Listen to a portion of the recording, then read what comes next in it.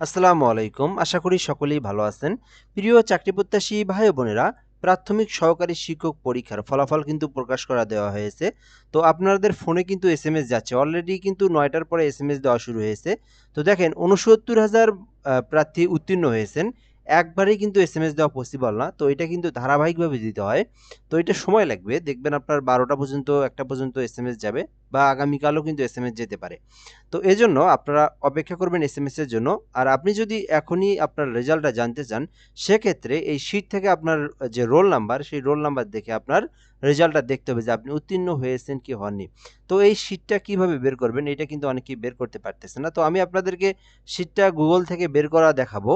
পাশাপাশি আমি এমন একটা লিঙ্ক দেবো আপনাদেরকে। লিঙ্কে মাত্র একটা ক্লিক করবেন, আপনি এই রেজাল্ট শীটটা পাবেন। হ্যাঁ, রেজাল্ট শীটটা পাবেন আপনি, কিন্তু ৩৩৯ টা পেজ আছে এখানে। ৬৯,০০০ রোল নাম্বার আছে এখানে।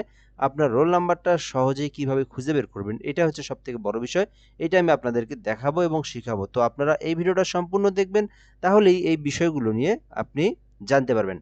আচ্ছা, তার আগে একটা বিষয় বলে নিই, আপনারা যদি আমাদের এই চ্যানেলে নতুন আছেন বা নতুন দেখে থাকেন, সাবস্ক্রাইব করে রাখবেন। বাংলাদেশের সরকারি যত নিয়োগ সার্কুলার আছে আমাদের এই চ্যানেলে আপলোড করা হয়। অবশ্যই সাবস্ক্রাইব করে আমাদের সঙ্গে যুক্ত থাকবেন। তো প্রথমত আমরা যেটা দেখাবো, আপনি রেজাল্ট শিট ডাউনলোড করবেন কিভাবে। তো আপনাদের ক্রোম ব্রাউজার অথবা গুগলে আসবেন।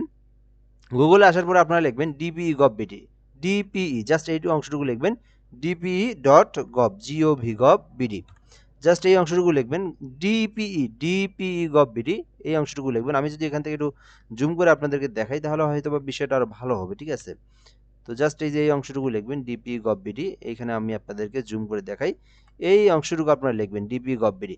তো এটা লেখার পরে কিন্তু আপনাদেরকে সার্চ করতে হবে। তো যখন সার্চ করবেন তখন কিন্তু আপনাদের সামনে সরাসরি কিন্তু এইটা চলে আসবে। ঠিক আছে? এই যে আপনাদের নোটিশ বোর্ডে এখান থেকে আপনারা নতুনে ক্লিক করলেই এই ফলাফলটা বের করতে পারবেন। তো এছাড়াও যদি এভাবেও না আসে, তো আপনাদের হোম পেজ আসতে পারে। যদি হোম পেজ আসে এই যে এরকম আসে, তো এখানে ক্লিক করে বা নোটিশ বোর্ডে ক্লিক করে এই যে দেখবেন আপনারা প্রথমেই নতুন লেখা একটা আছে, সহকারী শিক্ষক নিয়োগ ২০২৫ এর লিখিত পরীক্ষার ফলাফল। এখানে নতুনের উপরে ক্লিক করে দিলেই কিন্তু আপনি পিডিএফটা পাবেন। এখান থেকে আপনি ডাউনলোড করতে পারবেন। এই যে ফাইল ডাউনলোড করে আপনারা এই শীটটা পেয়ে যাবেন। এটা হচ্ছে এক। দ্বিতীয় যে বিষয়টা, সেটা হচ্ছে আপনি চাইলে আমার এই কমেন্ট বক্সে এইটার লিঙ্ক দিয়ে দেবো পিডিএফটার। জাস্ট একটা ক্লিক করবেন আর আপনার সামনে আপনার মোবাইলে পিডিএফটা ওপেন হয়ে যাবে। ওখান থেকে আপনি বের করতে পারবেন। আচ্ছা, এইটা হচ্ছে আপনাদেরকে যে বিষয়টা দেখাইলাম, সেটা হচ্ছে এই পিডিএফটা আপনি কিভাবে পাবেন।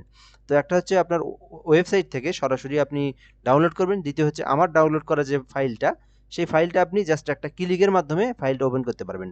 এইটা হচ্ছে ২ টো অপশন দেখাইলাম। এরপরে দেখাবো হচ্ছে এই যে এত রোল নাম্বার, এর মধ্যে থেকে আপনি কিভাবে বের করবেন আপনার রোল নাম্বারটা। তো আবারও বলি, আপনার যদি এসএমএস আসে তাহলে তো জাস্ট এনাফ, কোনো সমস্যা নেই। যদি এসএমএস না আসে, সেক্ষেত্রে কিন্তু আপনাকে খুঁজতে হবে। কেননা এসএমএস কিন্তু একবারে ৬৯,০০০ প্রার্থীকে দেওয়া পসিবল না। এটা কিন্তু সময় লাগবে, আস্তে দিচ্ছে। ধরেন ৫০০ করে দিচ্ছে, ২০০-৩০০ করে এসএমএস দিচ্ছে। সেই ৯টার পর থেকে এসএমএস দিচ্ছে।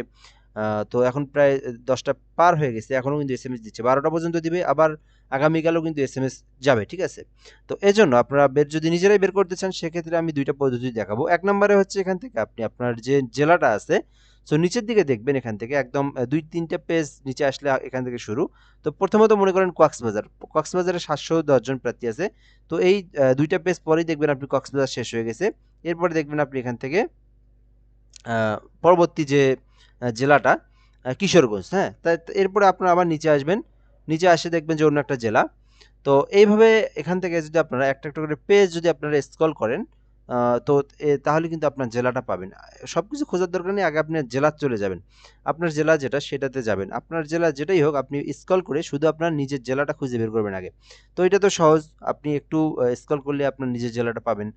এখন এই নিজের জেলা থেকে আপনার রোল নাম্বারটা কিন্তু একটু ট্রাই করে যদি খোঁজেন, তাহলে আপনি বের করতে পারবেন। শেষ ২ সংখ্যা খুঁজলে আপনি ৩ সংখ্যা খুঁজলে আপনি আপনার রেজাল্টটা বের করতে পারবেন। এটা একটু সহজ আরকি পদ্ধতি, একটু খুঁজে বের করা। এটা একটা পদ্ধতি।